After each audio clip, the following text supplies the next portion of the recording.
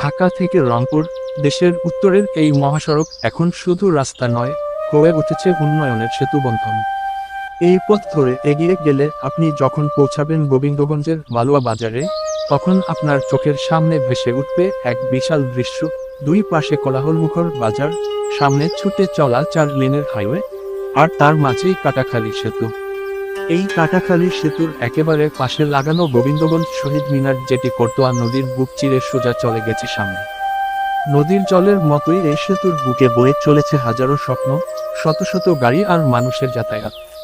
করতোয়ার উপর নির্মিত এই শহীদ মিনার সেতু শুধু একখণ্ড কংক্রিট নয়, এটি একটি ইতিহাস, একটি শ্রদ্ধার প্রতীক।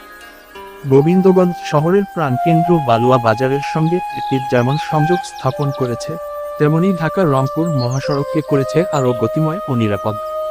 চীনা প্রকৌশলীদের নেতৃত্বে চলমান এই উন্নয়ন প্রকল্পের ফলে গোবিন্দগঞ্জ এখন আর শুধু একটি উপজেলা নয়, গড়ে উঠেছে একটি সম্ভাবনার কেন্দ্র, যেখানে আধুনিকতার ছোঁয়া আর ঐতিহ্যের গন্ধ একসাথে মিশে আছে।